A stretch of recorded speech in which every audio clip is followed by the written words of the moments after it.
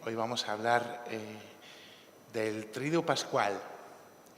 El Triduo Pascual, la muerte, la pasión, la muerte y la resurrección del Señor.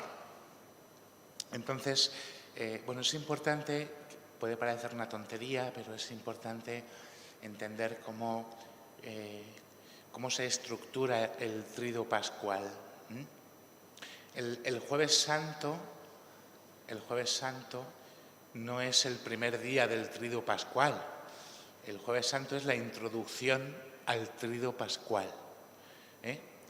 Y es muy importante porque sin el Jueves Santo, que es introducción al Triduo Pascual, no hay Triduo Pascual, por lo que celebramos el Jueves Santo, que es la institución de la Eucaristía y la institución del sacerdocio. Jesús en la última cena instituye la Eucaristía y al mismo tiempo instituye el sacerdocio, porque no hay Eucaristía sin sacerdotes. Por eso hay que rezar por los curas, porque si no hay cura no hay Eucaristía. Después hay que entender, que lo explicaremos más despacio, que lo que el Señor hace el Jueves Santo es celebrar la Pascua. El pueblo hebreo, el pueblo judío, cada año celebra la Pascua. Es su fiesta más importante y es la fiesta que da sentido a lo que ellos son. Su identidad como pueblo de Dios depende del acontecimiento de la Pascua, el paso del Señor, en el que ellos conmemoran cómo Dios, con mano poderosa, con brazo extendido, pasó por las casas del pueblo hebreo esclavo en Egipto, y liberó Dios a su pueblo de la esclavitud por la mano de Moisés y de Aarón. Esto lo podéis leer despacio. De hecho, la Iglesia lo lee en la Cuaresma, en el oficio de lectura, que es lo que rezamos los curas en la liturgia de las horas, o los frailes, o los maitines. En el oficio de lectura durante la Cuaresma se va leyendo todo el Éxodo, todo este momento en el que Dios llama a Moisés, lo elige, lo envía al faraón. El faraón se pone terco porque es un cabezota, empiezan las 10 plagas, todas estas que nos cuenta el Éxodo, de cómo el agua del Nilo se convierte en sangre, las langostas, todas las plagas, hasta que llega la última, que es la muerte de todos los primogénitos. La muerte de los primogénitos de cada familia, y no solamente humanos, sino también animales, ¿no? Que es lo que hace que el faraón deje salir al pueblo de Israel, pero luego se vuelve a poner terco otra vez, los persiguen hasta que llegan al Mar Rojo, y allí el Señor abre el mar para que su pueblo atraviese, y ahoga en el Mar Rojo a los ejércitos del faraón. Este acontecimiento es fundamental en la vida del pueblo de Israel. Es el paso del Señor. El Señor les mandó marcar el dintel de sus casas con la sangre del cordero que habían sacrificado para la cena pascual, para que el Señor, cuando viera la sangre en el dintel de la casa, como dice el Éxodo, la sangre será vuestra señal, el Señor pasara de largo y el ángel exterminador no entrara en esa casa para acabar con la vida del primogénito, de manera que los primogénitos hebreos quedaran con vida. Entonces el Señor libra a su pueblo de la esclavitud. Este acontecimiento marca la vida del pueblo hebreo, que cada año celebra este memorial y celebra la Pascua. Entonces Jesús, el Jueves Santo, lo que hace es celebrar la Pascua. Jesús, como buen judío que es, Jesús celebraba la Pascua con sus padres cuando era pequeño, y luego cuando se hace mayor y empieza su vida pública, pues celebra la Pascua con sus amigos, con sus discípulos. Y esto aparece en los Evangelios, cuando Jesús llama a 2 discípulos y les dice: id a casa de fulano y preparad allí la cena de Pascua. Entonces Jesús se dispone a celebrar la Pascua con sus discípulos. Y lo que hace Jesús es transformar la Pascua que Él celebra. De manera que la Pascua que nosotros celebramos en la Iglesia tiene un montón de ritos que nosotros hemos heredado de la tradición judía. Entonces, que la Iglesia nos inventa las cosas, así porque así, las cosas tienen un sentido. De hecho, por ejemplo, si recordáis, por ejemplo, en la liturgia de la palabra de la Vigilia Pascual, se lee todo este relato del Éxodo en el que Dios libra a su pueblo de la esclavitud, y luego se canta este salmo, este cántico de que Dios precipitó en el mar caballo y caballero, acabando con la vida de los egipcios, que es el símbolo del mal que esclaviza al pueblo de Dios. Entonces, Jesús transforma todo esto, le da todo completamente un sentido nuevo. El pan con el que los hebreos comen la Pascua, que es un pan sin fermentar, porque tienen que salir a toda prisa de sus casas, porque el Señor los libera.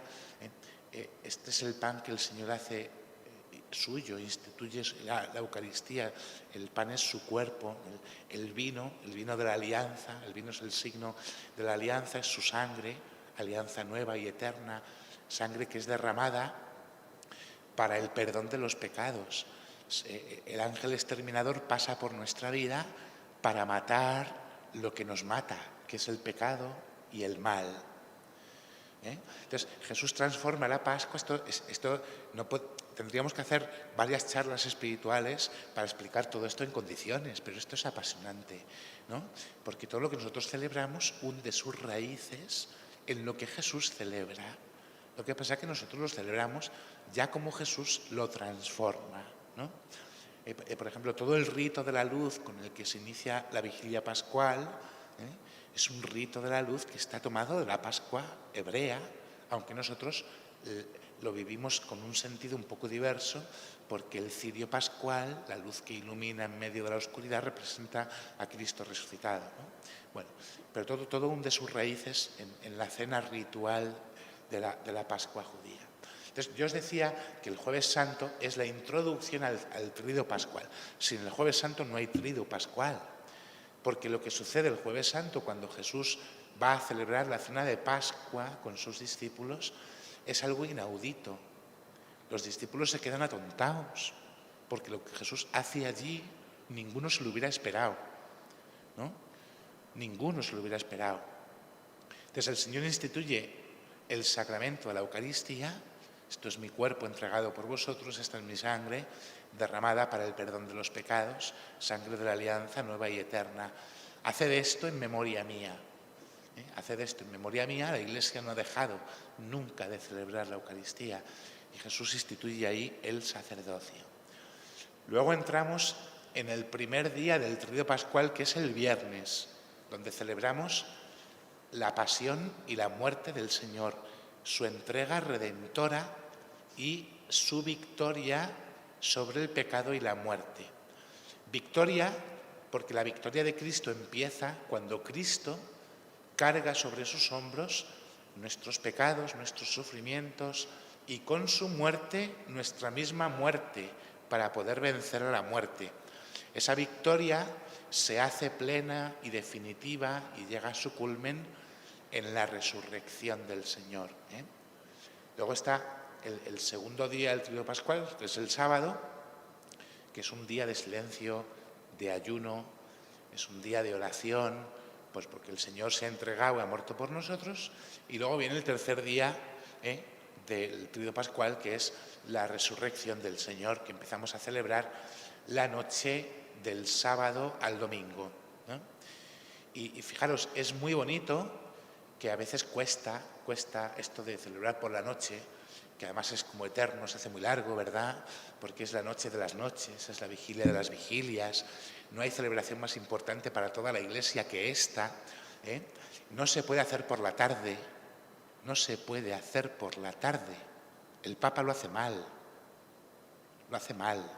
porque no se puede hacer por la tarde, porque por la tarde es sábado y Jesús resucita el domingo, no el sábado.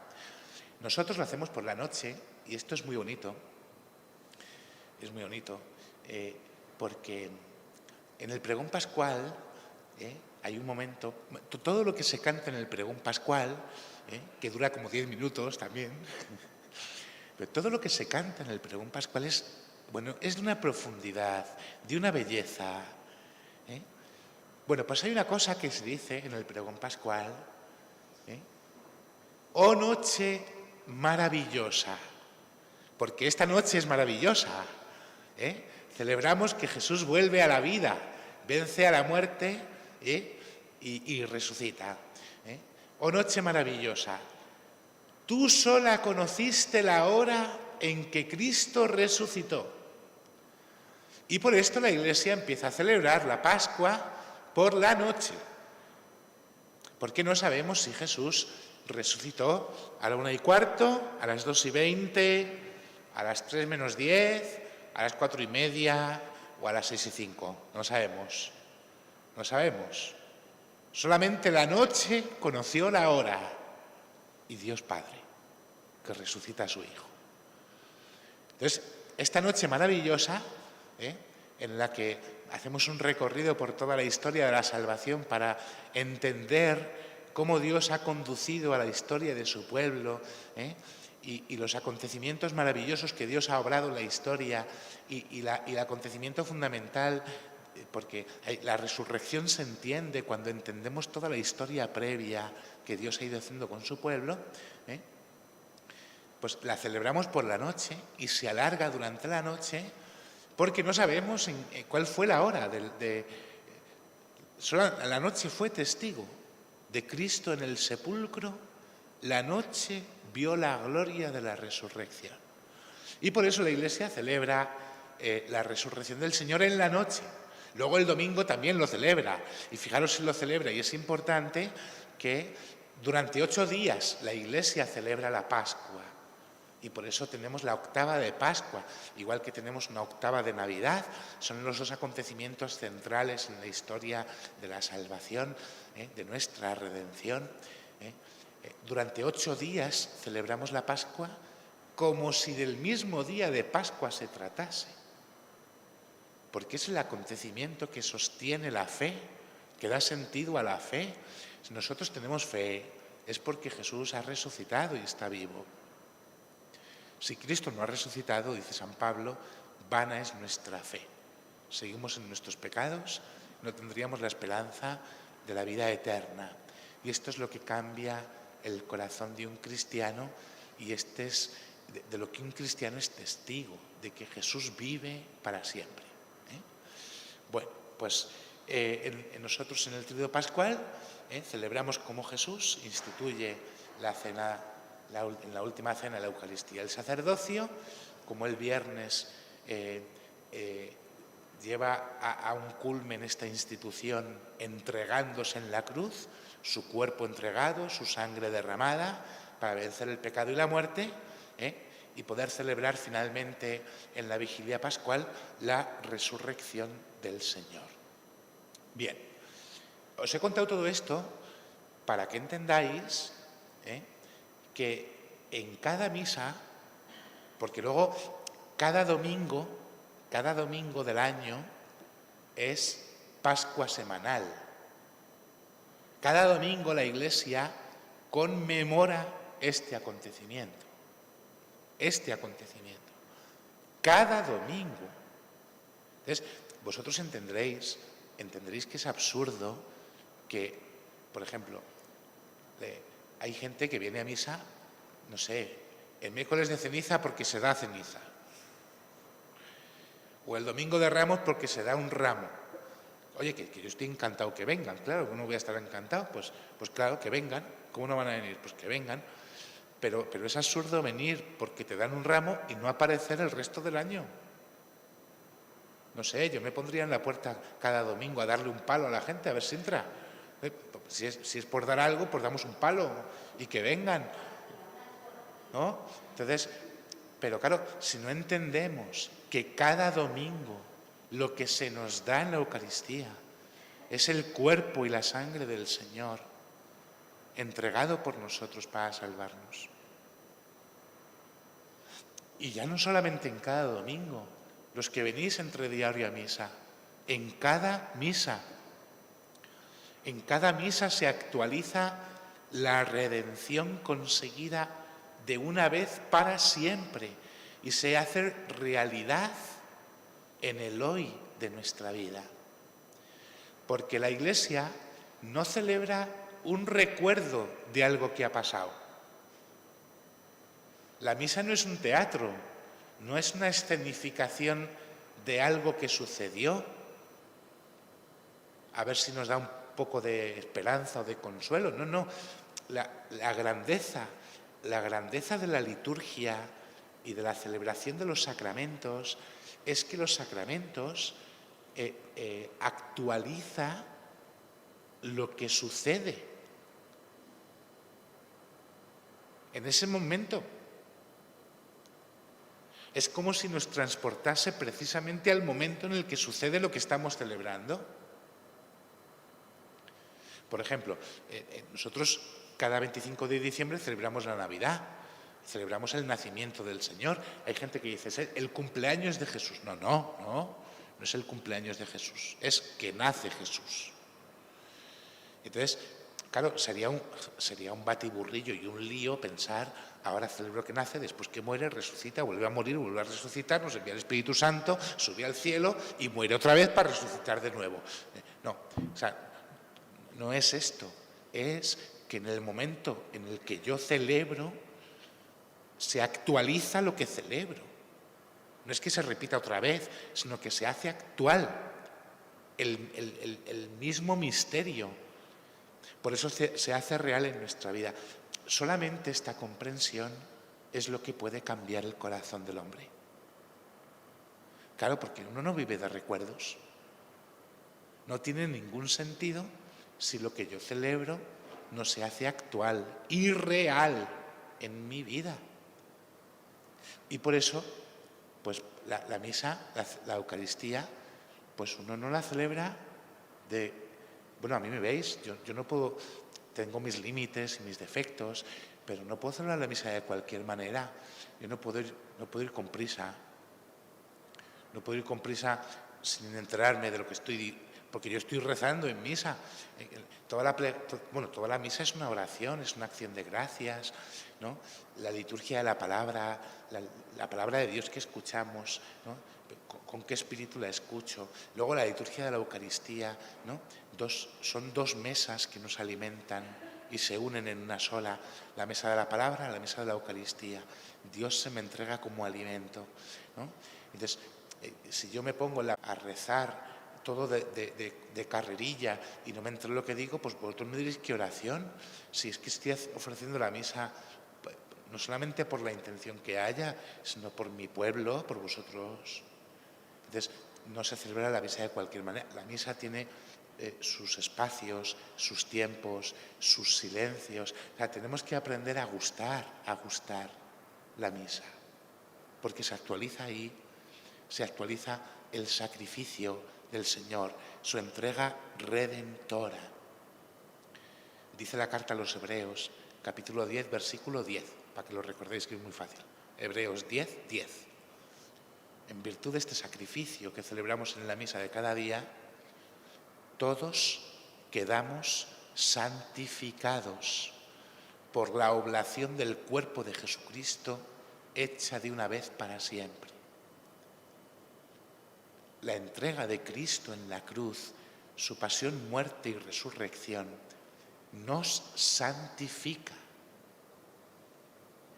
Que nos santifica quiere decir que une nuestra vida a la vida de Dios, para que la santidad de Dios pueda resplandecer en nuestra propia vida. Entonces, claro, uno dice, no puede ser, porque yo en cuanto salgo por la puerta soy un pecador, me quejo de esto, critico a aquel. Claro, la santificación que Dios obra se realiza paulatina, progresivamente, poco a poco. Pero eso, hay que abrir mucho el corazón y ser conscientes de la gracia que se nos da en la Eucaristía, que nos va transformando. Cuando yo recibo el cuerpo de Cristo, no recibo una galleta, no recibo un trozo de pan, es pan, pero es Jesús. Cristo en cuerpo, sangre, alma y divinidad. Que tiene cara de pan, sí. Un cura amigo mío dice siempre, tienes una cara de pan que, claro, sí, pero es Jesús, es Jesús. Es la oblación del cuerpo de Jesucristo hecho una vez para siempre que me santifica. Y por eso, la vida de un cristiano, nuestra vida, ha de ser vivir de la Eucaristía, por la Eucaristía, en la Eucaristía. Hacemos del encuentro con el Señor resucitado un camino de vida para nosotros mismos. ¿Puede vivir el hombre sin comer? No, ¿verdad? Entenderíais que es absurdo pretender vivir sin comer. Tenemos que hacer ayuno 4 veces al año y nos cuesta como ¿no? No podemos vivir sin comer. Entonces, nuestra vida cristiana la podemos vivir sin comer, sin la Eucaristía, que nos brinda la posibilidad de hacer un camino de santidad, de encuentro con el Señor en nuestra propia vida, para que a través de la verdad que Cristo manifiesta y va infundiendo en nuestro corazón y en nuestras almas, lleguemos a través del sacramento que celebramos a la plenitud de la vida con el Señor. Y la plenitud de la vida con el Señor es vivir con Él y vivir para siempre, como dice Jesús en el Evangelio de San Juan, capítulo 6, discurso del pan de vida. El que come de este pan vivirá para siempre. Para siempre.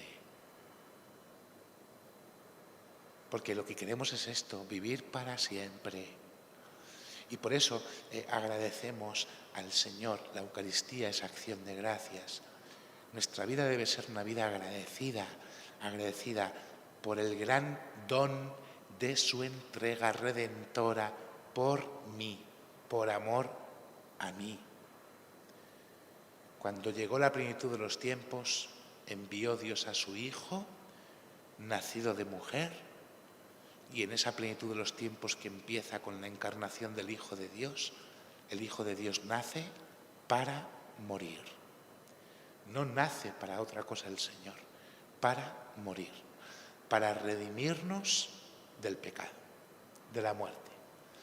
Y esta es la redención que se actualiza en cada misa que celebramos hasta que Él vuelva. Hasta que Él vuelva. Y cuando Él vuelva, ya no habrá misa, porque la misa será el cielo. Estar con Cristo, que es con mucho lo mejor, hasta que Él vuelva. El mismo Señor, en el Evangelio de San Mateo, capítulo 26, versículo 29, dice: ya no beberé el vino de la vid hasta que lo beba de nuevo con vosotros en el reino de mi Padre. Esta imagen del reino del cielo como un banquete. El banquete es Jesús, claro. Nuestro banquete es Jesús. Porque es nuestro alimento, Jesús. Y por eso en la Eucaristía, que os decía que se actualiza este misterio hasta que Él vuelva, en la Eucaristía, después de la consagración, el sacerdote dice: este es el misterio de la fe, este es el sacramento de nuestra fe. Pues claro, hace falta mucha fe para entender que en ese poco de pan y de vino está Jesús, ¿no? Y todos decimos: anunciamos tu muerte, proclamamos tu resurrección. Ven, Señor Jesús. Ven, Señor Jesús es vuelve ya del cielo, como te fuiste al cielo, vuelve del cielo para irnos contigo, para que lo renueves todo. Vuelve. En la consagración, a veces la Iglesia propone otras fórmulas en el misal. Este año no lo hemos hecho. El año pasado, durante la Cuaresma, si os acordáis, estuvimos rezando con otra aclamación, porque la Iglesia tiene 3 aclamaciones: para el momento de la consagración. La que todos conocemos, que hacemos siempre, es esta.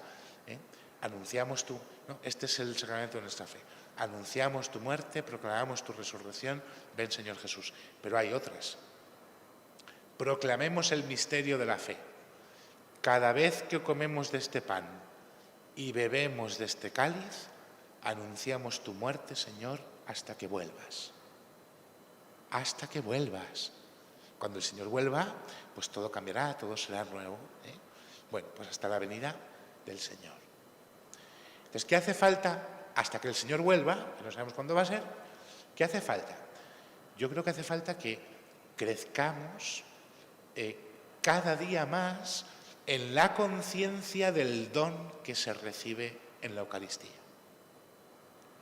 O sea, si fuésemos plenamente conscientes del don de la redención que se realiza en el sacramento de la Eucaristía, yo creo, yo pienso en mí, viviría de otra manera todas las cosas. Viviríamos, no sé, una mayor presencia de la Eucaristía en nuestra vida, dentro de las obligaciones que tiene cada uno, pues como lo ha hecho a lo largo de la historia los santos, el cura de Ars. El cura de Ars, me he traído un librito que he estado leyendo, Sermones Eucarísticos del cura de Ars, San Juan María Vianney, patrón del clero universal. Un hombre que tenía un amor a la Eucaristía. Entonces me vais a permitir que os lea, porque esto es de una belleza.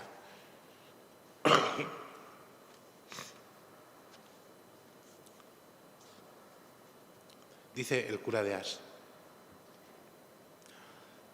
si amásemos a nuestro Señor, dijo don Juan María Vianney un día, tendríamos el sagrario, esa casa del buen Dios, siempre presente en nuestra mente. Por eso, al ver un campanario desde el camino nuestro corazón, debería latir como el corazón de una enamorada ante la visión del techo bajo en el que se cobija su esposo. No podríamos retirar la mirada de él. Es por esta razón por la que el cura de Ars no resistía el deseo de entrar en una iglesia para adorar a aquel con el que vivía tan íntimamente unido. Cuando volvía de Dardilly tras su primera huida, encontrándose en Beamunt con don Raymond, su coadjutor, entró en una iglesia. «Entremos», dijo a su compañero. Los dos viajeros se arrodillaron para rezar parte del oficio. Cuando se levantaron vieron, para su gran asombro, que la iglesia estaba llena de feligreses, como si hubieran sido convocados por la campana. Porque ahí en el sagrario está el esposo. Y por eso el corazón debe latir como el de una enamorada. Qué bonito, ¿verdad? Los santos lo que nos enseñan, cómo tenemos que aprender a vivir de ellos.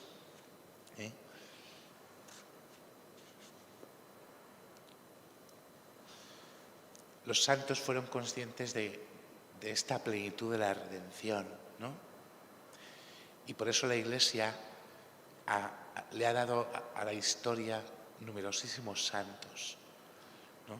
Está plagado todo de santos. Ya casi no tenemos días para celebrar tantos, porque está lleno. Pues la santidad de la Iglesia se encuentra en el sagrario, en el sacramento de la Eucaristía, donde el corazón eucarístico de Jesús nos da cada día a beber de la fuente del agua viva. No podemos vivir sin el domingo, decían los mártires de Abitinia, que a mí me lo habéis escuchado decir algunas veces, pero me ha dado mucha alegría leerlo en la catequesis, en la charla que os doy, porque la charla no me la invento yo, a mí la charla me la mandan entonces yo la leo y yo la explico a vosotros. Entonces cuando lo he leído he dicho, oye, mira, qué alegría, no soy el único que se acuerda de los mártires de Abitinia, estos que en el año 300, en la persecución del emperador Diocleciano, les habían prohibido reunirse para celebrar la Eucaristía, bajo pena de muerte. Bajo pena de muerte. Y entonces les sorprenden en una casa, les pillan, celebrando la misa. Se los llevan a todos arrestados y cuando les van a interrogar, interrogan a la cabeza de la comunidad y le dicen: ¿por qué habéis hecho lo que se os ha prohibido hacer bajo pena de muerte? Y este contesta: porque sin el domingo no podemos vivir. Porque no podemos vivir sin la Eucaristía. A los 50 los mataron por celebrar la misa. No podemos vivir sin el domingo. Los mártires hicieron de su vida, como lo hizo Jesús, una ofrenda viva y agradable a Dios, una ofrenda unida a la ofrenda de Jesús, convirtiéndose en corredentores con Él. Y desde los inicios de la vida de la Iglesia, la sangre de los mártires siempre ha sido semilla de los nuevos cristianos. Siempre. Los mártires son los que han aprendido a convertirse en una Eucaristía viva. Lo han hecho sufriendo, muchos de ellos, grandísimos tormentos. Y eso les ha servido para unirse a la cruz, a la pasión del Señor. San Pablo dice: completo en mi carne lo que falta a la pasión de Cristo. Y uno puede decir: ¿y qué le falta a la pasión de Cristo? Como si le faltara algo a la pasión de Cristo. ¿Sabéis lo que le falta a la pasión de Cristo? Le falta que la viva su cuerpo, que es la Iglesia. Nosotros. Entonces, la Iglesia es un cuerpo, Cristo es la cabeza. La pasión no es completa. La pasión no es completa si el cuerpo no vive lo que ha vivido la cabeza. Por eso, cuando aparece el sufrimiento y la cruz en nuestra vida, debemos verlo como una oportunidad, hermanos. No nos podemos quejar, no nos podemos frustrar, no podemos vivir con resignación la cruz. Es una oportunidad para mirar al Señor y decirle: Dios mío, yo te quiero y quiero completar en mi propia carne lo que tú has vivido por amor a mí, para que yo ahora, por amor a ti, pueda vivir lo mismo. Porque esto es lo que a nosotros nos salva. Y por eso nosotros nos tenemos que convertir en una Eucaristía viva para el mundo que no conoce este don de Dios. El Viernes Santo celebramos la pasión y la muerte del Señor. Sin la entrega de su cuerpo y de su sangre derramada en la cruz, no podríamos celebrar la Eucaristía. Fruto de su muerte y resurrección. El Señor, con su sangre derramada, como dice la Escritura, puso en paz el universo. Estaríamos condenados para toda la eternidad si el Señor no hubiera puesto en paz el universo con su sangre derramada. Por eso la paz es fruto de la Pascua, y por eso tiene un sentido que nosotros en Cuaresma, en la parroquia, nos abstenemos de darnos la paz como un signo, ¿no?, de disfrutar la paz como signo pascual, fruto de la Pascua, donde el Señor no solamente nos da su paz, sino que su paz, que es fruto de su amor entregado, nos hace vivir todas las cosas de otra manera. Bien, no podemos separar el don de la redención, el sacramento de la Eucaristía, no lo podemos separar del sacramento de la penitencia, del sacramento de la confesión. ¿Por qué no lo podemos separar? Pues es muy sencillo, hermanos. Jesús muere para dar muerte a lo que nos da muerte a nosotros, que es el pecado. Entonces, esto es muy difícil de entender porque vivimos en una sociedad, en una cultura que no tiene conciencia del pecado. O sea, ya no es que no se hable del pecado, es que no hay pecados. Tú le preguntas a alguien, ¿sí?, y la gente te dice: yo no tengo pecados. no hay conciencia de pecado. Entonces esto es gravísimo, es terrible, porque el Señor ha muerto por nuestros pecados. Entonces, si yo no tengo conciencia del pecado, no tendré conciencia del valor que tiene la muerte de Cristo. Por eso no lo podemos separar. Ante la gravedad del pecado, Dios responde con la plenitud del perdón, que dice el Papa Francisco. Entonces, recibir el perdón de Dios, de su misericordia, recibir la purificación de nuestras faltas y pecados, es que en la confesión el don del amor de Dios que celebramos en la Eucaristía se derrama sobre mí para que yo experimente la misericordia de Dios en mi corazón gracias a la entrega del Hijo de Dios en la cruz, que me quiere transformar por el don del Espíritu Santo, porque en la confesión recibo el don del Espíritu Santo. Dios Padre misericordioso, que reconcilió consigo al mundo por la muerte y la resurrección de su Hijo y derramó el Espíritu Santo para la remisión de los pecados, esto nos dice en cada absolución. El Espíritu Santo, que es el amor de Dios, que desciende sobre el pan y el vino para convertirlo en el cuerpo y la sangre de Cristo, el mismo Espíritu Santo que me hace hijo de Dios en el bautismo y que me confirma en la fe en la confirmación, el mismo Espíritu Santo lo recibo en la confesión, que me purifica del pecado y me devuelve la gracia de Dios que pierdo para que pueda recibir dignamente al Señor. Porque el Señor no merece que yo lo reciba de cualquier manera. Entonces, claro, si no hay conciencia de pecado, pues da igual cómo reciba a Jesús, ¿verdad? Esto es terrible también. El Señor no puede entrar en un corazón de cualquier forma. Recibir al Señor con el corazón lleno de pecados, pues es al final como coger una sagrada forma y tirarla al váter, es lo mismo.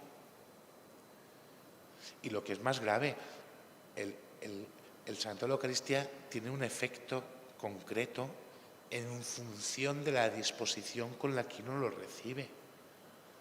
Y de la misma forma que es sacramento de vida eterna para el que lo recibe con la debida disposición, lo terrible es que puede llegar a ser sacramento de condenación eterna para el que lo recibe en una disposición que no es la adecuada. Yo a veces me pongo muy plasta en la parroquia porque le digo a la gente que no se puede comulgar sin confesar, ¿no? Y a veces tengo la sensación de que la gente piensa, es que el cura no quiere que comulgue. No, yo quiero que comulgues, pero quiero que comulgues bien. Porque es que me importa la salvación de tu alma. Yo no quiero que te condenes. Y tampoco quiero, me duele, el Señor no se merece que lo recibamos de cualquier forma. Esto es porque San Pablo, claro, es que es palabra de Dios, que no os lo digo yo. San Pablo dice que el que indignamente come al Señor está comiendo su propia condenación. Entonces, claro, si a mí me importa que tú te puedas condenar, pues ¿cómo te voy a decir que no comulgues si no estás en la debida disposición de hacerlo? Es que nos jugamos la salvación eterna y esto genera otro problema, que es que nos hemos creído y vivimos con la conciencia de que la salvación eterna ya está, ¿verdad? Porque como vamos a ir todos al cielo, ¿verdad? Como vamos a ir todos al cielo, porque como Dios es tan bueno que todo lo perdona, ¿verdad? Como Dios es padre, que más que padre es una abuela, que tan bueno que es abuela, todo lo perdona, pues no pasa nada. Claro, esto es terrible porque la gente se muere y, bueno, vosotros, porque os tomáis muy en serio lo de ofrecer la misa por los difuntos, pero ¿sabéis cuánta gente se muere y no se reza por ellos? Y a lo mejor esas almas están necesitadas de oración para que sean purificadas y puedan entrar en el cielo. Por eso no podemos separar el sacramento de la Eucaristía del sacramento de la penitencia.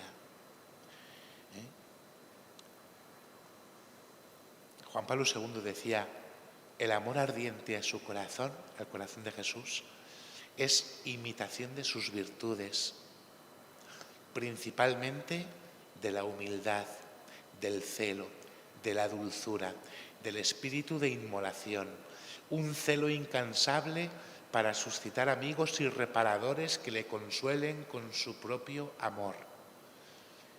Y por eso nosotros necesitamos vivir en gracia, con el alma limpia, para poder reparar el corazón de Jesús que sufre por las ofensas que reciben. Entonces amamos por los que no le aman, seguimos por los que no le siguen, adoramos por los que no le adoran. Y por esto es importante hacerlo con un corazón limpio, en gracia de Dios. Bien, con el Tríodo Pascual, Juan Pablo II también explica que se hace actual el desagravio que nosotros le ofrecemos al Señor.